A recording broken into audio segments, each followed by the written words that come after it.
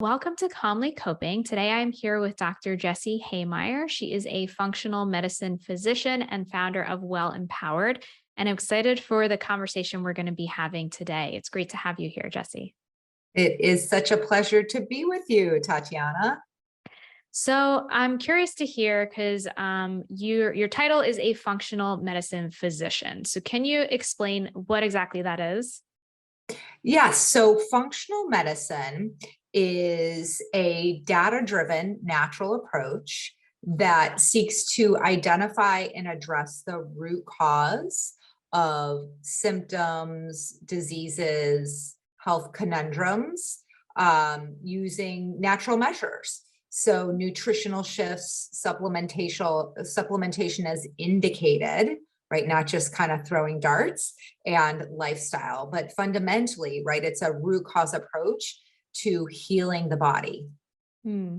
Yeah, I think that root cause approach is so important. And I practice that when it comes to my approach with mental health and therapy. And I'm curious, what do you think is the difference between that root cause approach versus like the traditional medicine approach?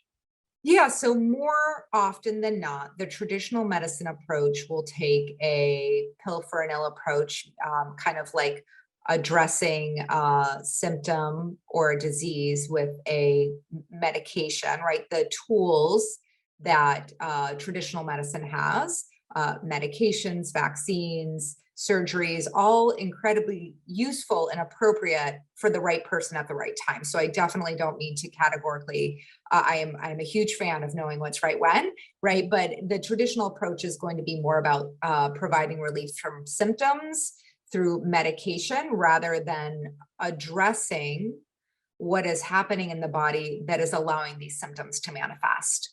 Okay. Yeah, that makes a lot of sense. And so from what I saw about you, it seems like you focus on helping people who have certain health issues as well as with weight loss. Can you describe more about like who you help in particular and how you do that? Yeah, so weight loss is definitely a large portion of, what I work with people on. And by large, I'd say about 70%. I like to think about it, weight loss has so much baggage, right? It's a little bit like a PTSD term.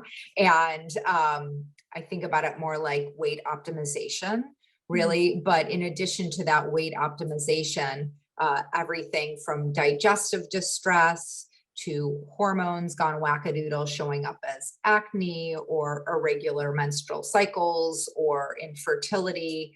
And I would say, kind of like the last thing is this whole bucket of health conundrums that can be the woman who shows up never having had any skin problems suddenly has like eczema or atopic dermatitis severely after her pregnancy.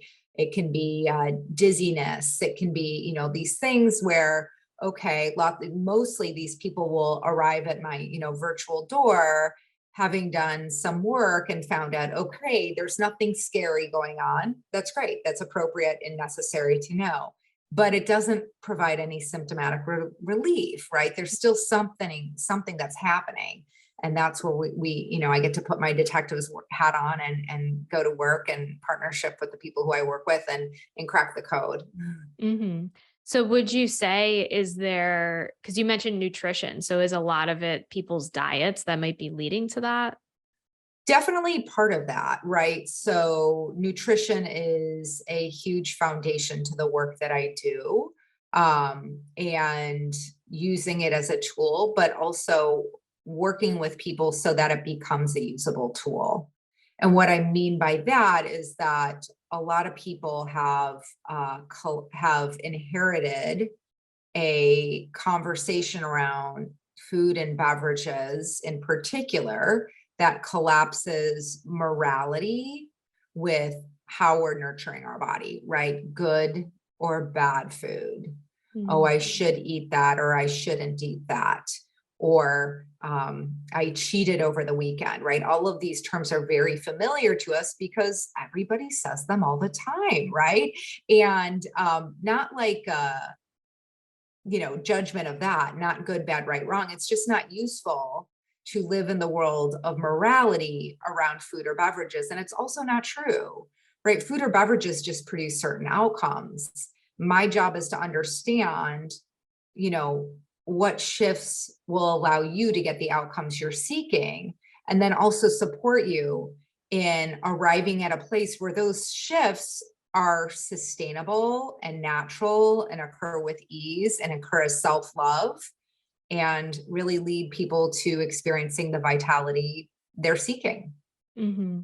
Yeah. And I think it's important you point out that connection, like you described, between the morality and foods we eat. And I know that a lot of my listeners and the people that I work with mention that they can struggle with binge eating, and using food as a distraction emotionally, and then getting in this cycle where they eat and then they shame themselves for it. They feel guilty afterwards, and then they might restrict afterwards. So I'm curious your perspective on that.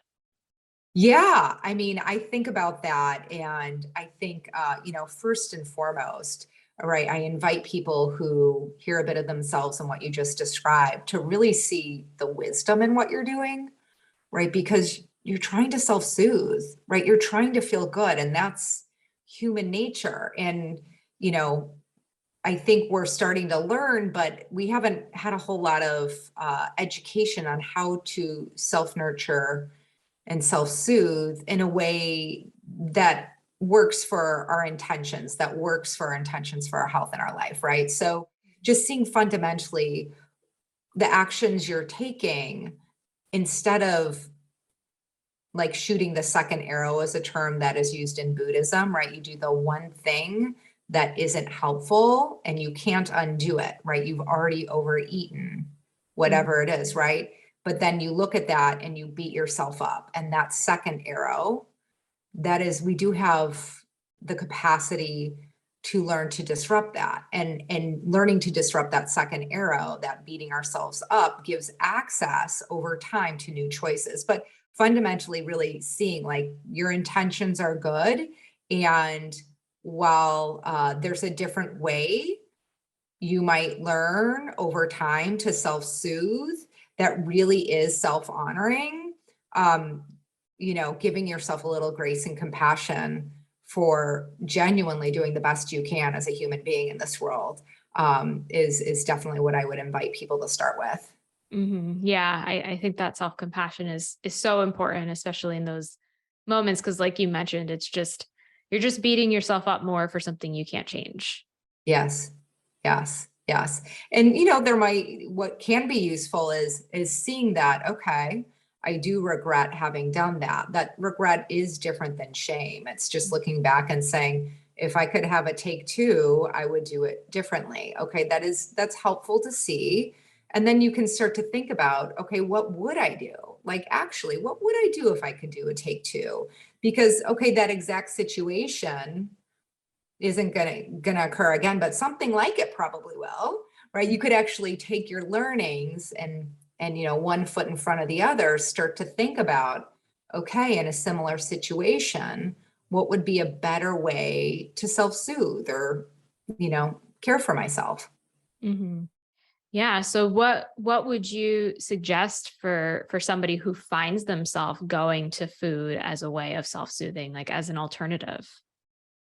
Well, I would invite them to actually make a list, first of all, right? So for anyone who hears themselves in this, again, take out a pen and paper right now and, start to think creatively about things you do know are soothing that don't involve food or involve, a cup of tea, right? Something like that.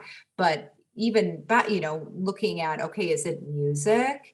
Is it cuddling with your pet?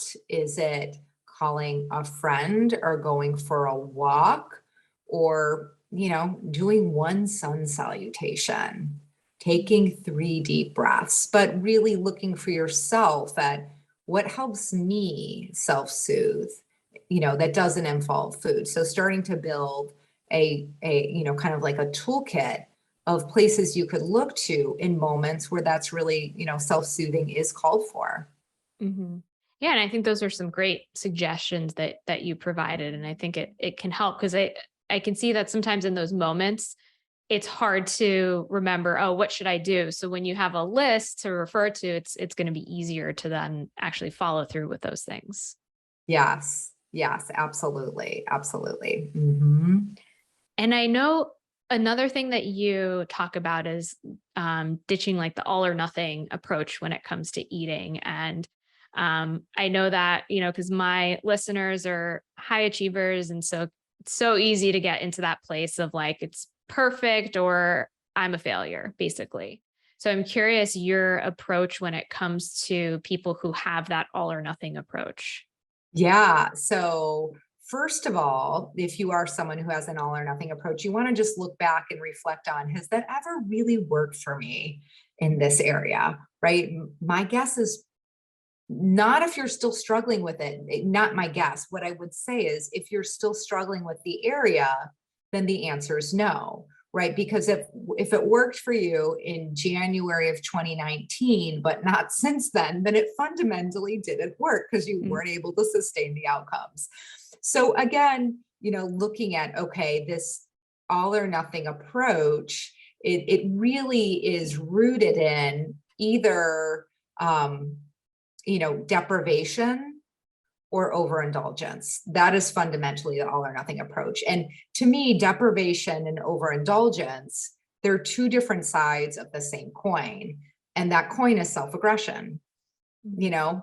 And so just being able to see it like that hopefully opens up a new way of relating, right? If you were giving yourself self-love, you would find your sweet spot bend, right? And everybody's sweet spot bend is different, bend, not break. And it will probably evolve over time. But starting where you are and starting to lean into your wisdom of knowing, when is it appropriate to honor, the nutrient dense, colorful, beautiful plate that you feel serves you best, and when is it appropriate to enjoy a glass of wine, right? There, different things are appropriate in different moments, and so you can kind of start to tap into, okay, one foot in front of the other. How would I start to navigate my middle ground? That would be a good place to look from. Yeah. Yeah. And I'm curious because when it comes to that middle ground, obviously, I'm sure it's going to be different for every person, but I know that sometimes there can be that tendency to want like step by step instructions and like what is the right thing to do. And like you mentioned, going back to that morality, like right versus wrong, like this is Mhm. right and this is wrong, or this is good or this is bad. Mhm. Um, what would you say to somebody who's kind of in that place of struggling with identifying what that is? Yeah, so the first place we would start is we'd move back and we'd start with something I call creating your vision of vitality. And creating your vision of vitality, or rather your vision of vitality, is your intention for your health and your life. And so, where we start with this process is I actually do this with everyone in their first appointment. We begin this process of creating your vision of vitality. And where we start is you actually do a little bit of time traveling. And so, for your listeners, I invite you to take note of these questions and maybe even pause in the middle of our conversation to do this exercise. So, the first question is, if you were to time travel to the 5-year future and your health and your body and how you show up for yourself and others in this world, it all was as you intend, right? Your health and your body and how you show up in the world is as you intend in 5 years. Tell this story. So, first person present tense. Mhm. So, for me, I'm 45. I would say I'm 50 years old, and my body is resilient and strong and beautiful, or and you get to say whatever there is for you to say, and also speaking to what that makes available for you in your life. So, first is telling the story of the 5-year future of you with your health and vitality as you intend they occur. And then the second time traveling piece of this puzzle is a little bit less comfortable, but I believe is also very useful. And that's telling the 5-year future in a downward spiral. Mm. Like what if nothing changes and this trajectory that I don't like continues? And also telling that in the 5-year first person present tense. And those two become the moving point for the third step, which is creating your vision of vitality.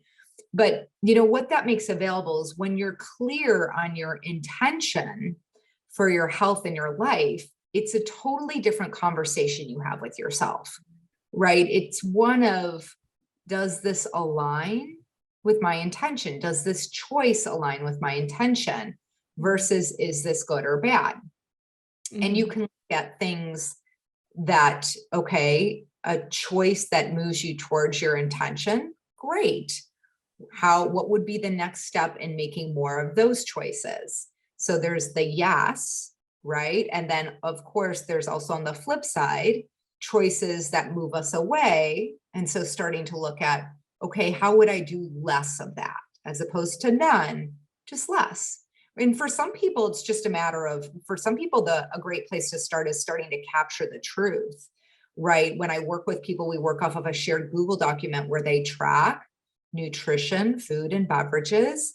And really, that gives them access to starting to see some of the choices they're making that they just really weren't present to, not because they were trying to deny it. They're just busy throughout their day, right? Mhm. And, for some people, their starting point is, I'm just going to count how many alcoholic beverages I'm having in a week. And they come back and they're like, holy cow, I just didn't know. I just didn't realize, right? The two turned into three more than I thought it did, like that. So just gathering facts out of the gate inside of your commitment to fulfill your intention for your health, right? Not to beat yourself up, but really as information so that you can start to see what your next best step is. Mm. Yeah, I really love that approach. And, I think I can see that as being valuable, identifying what's the intention and then assessing what steps you want to take based on that. Because I think a lot of times when it comes to new habits in general or making changes, um, it's really common to not be clear with what's the outcome, what do you actually want, what are you working towards, and so I think that makes it harder to actually stick to something or to maintain it because of that. Yeah, yeah, absolutely. Absolutely. And when I do work with people one-on-one, I certainly do give them some ideas, right? And before we start to look at nutritional shifts, they've already come in with a couple of weeks, 3 weeks or so of tracking.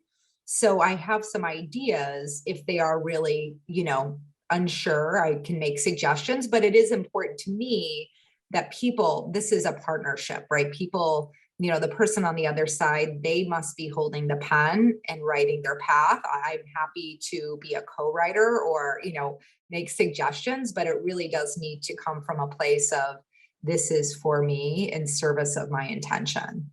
Yeah. And I'm wondering what you think about kind of going back to that all or nothing, because obviously we all hear about like fad diets and I feel like there's always a new one that's going on. But I'm curious to hear what are your thoughts about those? Yeah, I'm not a huge fan of fad diets, correct? There was a period of life where I rolled through all of the fad diets that were on the market, in my late teens, early 20s. And we could, go on and on about that. But really, mostly fad diets, they are just that, right? They are part of the all or nothing world. And the whole world diet is just, the word diet is really based on, okay, I'm going to make temporary changes. Well, fine, you can make temporary changes, but you're also going to get temporary outcomes. Mm. And for me, when I work with people, I'm going to play for people to triumph in having their health handled. Now, I mean, health will shift over time. What's important to someone in their 20s will change in their 30s and 40s and so on. That's okay, but fundamentally coming up with solutions that are sustainable, that's really key. Yeah. And I'm curious because noticed that you do yoga and you mentioned the sun salutations before. And I know that especially with yoga, there's that big coordination between the body and the mind. Um, and I'm wondering, especially because my expertise is in mental health, have you noticed any shifts when it comes to like your client's mood or mindset or mental health at all as a result of making changes to their diet and nutrition? Absolutely, absolutely. And everything from decreased anxiousness, decreased anxiety to improved mood, aka relief from depression. Absolutely. And some of that lies in my role that I'm going to be looking for things that are in the way of neurotransmitter production and communication, right? So whether it's elevated inflammation, we know that, obviously inflammation, as you know, right, is going to disrupt signaling in our body. And so, looking at it from that perspective, as well as looking at, okay, I measure omega-3 fatty acids, definitely essential for, mood. Nutrients that play a role in mood, B12 is one that comes to mind, but there are many others. So in addition to, nutritional shifts, I am working with people on targeted supplementation that really helps heal their body. So it just simply put is able to function as it once did. So yes, when with regards to anxiety, sometimes those, whether it's stabilizing blood sugar or reducing high histamine foods. Those are a few different points of leverage that I'll turn to when I'm working with people to, help them step into a sense of peace and calm. And of course, on the lifestyle front, as you mentioned, yes, movement, yoga, a big part, loves of my life, moving and yoga. And, really for people going through this journey, coming to it with a sense of, how do I find pause in my life so that I can start to make new choices? I'm a huge fan of, even just mini meditations, right? 3 minutes can make such a big difference. So, Mhm. helping people come back home to themselves throughout the day. Yeah, no, I love that. And it sounds like it's a whole body and mind approach. But you mentioned one thing that stuck out to me. You mentioned high histamine foods. I think what does Mhm. that mean? Because I haven't heard that before. Yeah, so histamines, we produce histamines in our body, right? And people have probably recognized that, oh, I took an antihistamine, right? It was Mhm. allergy season, or you were stung by a bee or something like that, right?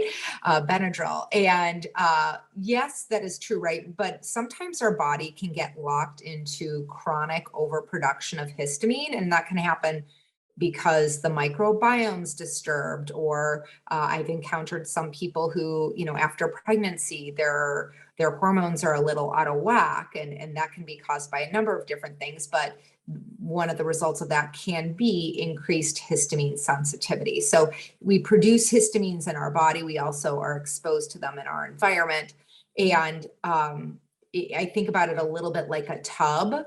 So when we don't have any symptoms of excess histamines, and for some people that can show up as skin rashes, for others it can show up as, like typical allergy kind of symptoms, blowing your nose, itchy throat, postnasal drip kind of stuff, right? But for some people it can be dizziness and anxiousness. And in those situations, I think about it like, okay, a well-functioning tub, the water would drain faster than it's coming in, right? But if the flow of the water is super fast or the drain is kind of clogged, we're going to have an overflowing tub in a matter of time. Mm. And so that can happen. And so that water overflowing, that's the histamines overflowing and showing up. And so then it becomes a game of looking at, okay, for this person in front of me, what is at the source of this, right? Is it, a disruption of the microbiome definitely can lead to that. Certain nutrient deficiencies can definitely lead to that. Um, Mold toxicity, like being chronically exposed to mold, can lead to that. Those are just a few examples. But Again, getting the lab, starting to do the research. And even prior to that, having a really comprehensive conversation with someone. So I'm not just, grabbing randomly for potential sources, but really being targeted and looking for likely culprits of a histamine sensitivity. Yeah, that's interesting because I hadn't heard of that before. So it sounds like not only are there the external sources of histamine, but like you said, you can create them internally and that can result in other Yes. types of symptoms. Exactly, exactly, exactly. Mhm. So in that case, we make nutritional shifts. We support the physiology so that the body can drain that histamine tub more readily and also becomes a little bit less trigger happy in producing histamines. So it's kind of Mhm. like turning down the water faucet. And then over time, what I find is, okay, what is necessary at one point in the way of nutritional shifts and supplements? Over time, as the body heals, we get to, loosen those up and allow the person to be more flexible in how they're living without the symptoms they were experiencing. Mm. Yeah, and it's great that you're able to create those changes by adding, additional nutrients or supplements. And I'm curious, would you say that if you have an idea, because what comes to mind for me is that maybe people aren't getting the nutrients they need because of, when I think it was around in the 80s when there was more additives and kind of processed food started to come around. Do you have an idea if that's why people are lacking in these nutrients, or is it just something that's always been around in humans? Oh my goodness, I think you're totally spot on. I think, what we see now in the way of both true disease manifestation as well as, these kind of oddball symptoms are there's definitely a huge correlation between, the nutritional shifts of the world in the last couple of decades. Absolutely. So I do not think I suspect that if we were able to do a study of people in the 70s versus now, we'd see very different lab results than we do Mm. just on average. I think we'd see those shift. I absolutely. So yes, I do think that's part of it. Also, I mean, I think that never before have we moved at such a fast pace, right? Mm. The pace of the world just keeps getting faster and faster. And I really love how much I'm looking around me and seeing people going, wait, no, I'm done with this game. There's no way to win this game of faster, faster, faster. But it's a pretty alluring game for those of us who are like are high achievers and like to be up to things, right? So, Mhm. again, in a different way, finding your own middle ground of cadence that really works for you in your life so that you're not putting so many straws on the camel's back that it's just unworkable, right? Sometimes I encounter people and I'm like, oh my goodness, no wonder why you feel the way you do, right? Mm. You're a mom of three children, you make all their food and you're the CEO. Like what? How do you you only sleep 2 hours a night. Okay, that makes sense, right? Oh, wow. Yeah. So, just really, on one side, how are we fueling ourselves such that we have the nutrients our body requires to express health? And then on the other side, how are we treating ourselves so that we're not putting undue stress on our body and depleting nutrients faster than we could ever replenish them? Mm. Yeah, and I like how you point out like always being like fast paced and doing more. And I can see that probably an objection or a thing that gets in the way of people eating healthier and getting more nutrients into their body is time, because Yeah. unfortunately it does require more time to prepare those kinds of foods. So I'm curious if there are any suggestions you have for somebody who's struggling with that because they're so busy and they just feel like they don't have the time to eat healthy. Yeah, well, a few things that I'd say is one is if you live in a major metropolitan area in the US, you probably have access to quite a few pretty fast and easy, high quality food options, Mhm. right? So it can be just a matter of like, okay, let's come up with those. I mean, you can create a quite a lovely meal at Chipotle now would I prefer someone is making their food and, being a little more selective in the quality? Oh, yeah, of course. But perfection's not the game. The game is playing a better game. So first of all, it can be coming up with those solutions. And then, when I work with people, again, it really is looking at, okay, what are the demands of your life and how do we meet you where you are? I am a huge fan of grocery delivery. So Instacart or Amazon, whatever your grocery delivery of choice is. But for me, that handles a few different things. First of all, it causes me to plan in advance, right? Rather than show up at the grocery store without a plan, get something for today and tomorrow, and then just like be overwhelmed, want to get out of there, and then have to do the same thing again in 2 days, right? So it causes me to plan, which is amazing. And it also, it creates more strategy in my planning because I think about, okay, what am I getting? And given my appointment schedule tomorrow, okay, I'm going to get the shaved Brussels sprouts that are ready to go on the pan that I can just pop them in. And then the next day I have a little more time. So I'm going to chop up the broccoli, so I can kind of think about how my life works with them. So with that, so it does take a little bit of thinking, but so does anything that's worth mastering. But, again, getting creative and looking at how can I play a better game rather than the perfect game will go a long, long way. Yeah. And it sounds like it's making things easier here and there so that you're not having to take as much time or there's not as much of an effort or I guess energy spent in doing things that might be more time consuming than you can.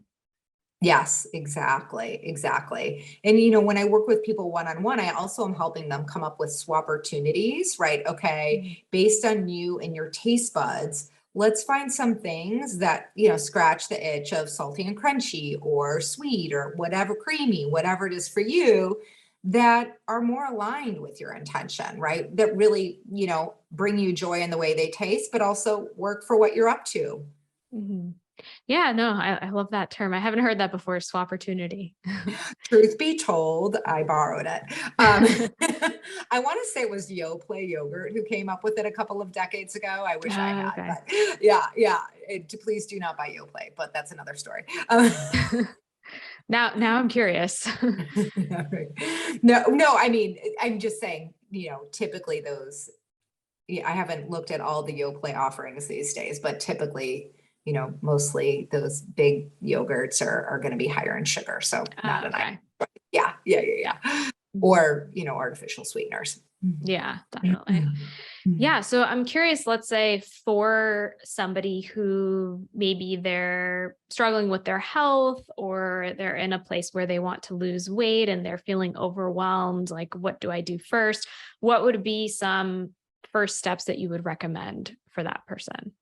So yeah, the very first step I would invite them to do is really do that exercise around getting clear on your intention for your health, starting with, what is the 5-year future you're committed to? And then, what would be the downward spiral? So getting clear on your intention and then creating a ritual by where you stay present to it, right? So that it occurs for you like the North Star, that 5-year future you're committed to becomes your North Star. So that's the first thing. And then, the next thing is really stepping into being kind and honest with yourself, right? And so most people, especially in the area of weight, choose one or the other because they've never actually been told that both could coexist, right? So they're kind to themselves, but they're not really aware of what they're eating or drinking, or they're not looking at the scale, or they're honest and they beat themselves up all day long, right? About what they Mhm. are doing or aren't doing. So finding a way to step into being kind and honest, that would be the next thing that I would invite people to begin practicing. And it is a skill to practice in home. The third thing that I would say is really getting clear on what you are saying no to. So you are always saying no to something, right? You are always saying no to something. So lots of times people relate to the moment where, the pint of ice cream has been pulled out, like, oh, I just can't say no to that. And I'm not saying you should or shouldn't say no. I invite people to get clear that, you're either saying no to fulfilling your intention for your health and your life, or you're saying no to the entire pint of ice cream. I mean, maybe a scoop's totally fine, right? But again, inside of finding that middle ground. So it's not so much about the details of your choices, but it's really rather looking at, okay, where do I want to bend? So being clear that in any given moment, you're saying no to one thing or another. And in fact, in any moment, you're really only saying yes to one thing. Whatever you're doing, that's the thing you're saying yes to. Everything else you're saying no to. That's fine. You just want to be selective about that. Mm-hmm. Yeah, I think those are some excellent tips. And I like how you incorporate, the actual behavioral shifts, but the mindset and the perspective behind it. Yeah. Great. Yeah. Well, this was such an interesting conversation today. If anybody wants to connect with you further or learn more, how can they connect with you or find out more about you? Yeah, absolutely. So you can connect with me at wellempowered.com. And there you will find a place where you are free to schedule a complimentary virtual consultation. Also, I will be offering some courses in the upcoming months ahead, and especially around mastering your middle ground. So if that speaks to you, please do reach out. It would be a pleasure to explore working together. Perfect. Yeah. So I will leave links for all of that in the show notes.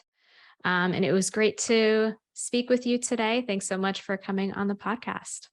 Thanks so much, Tati. Such a treat to be with you and your listeners.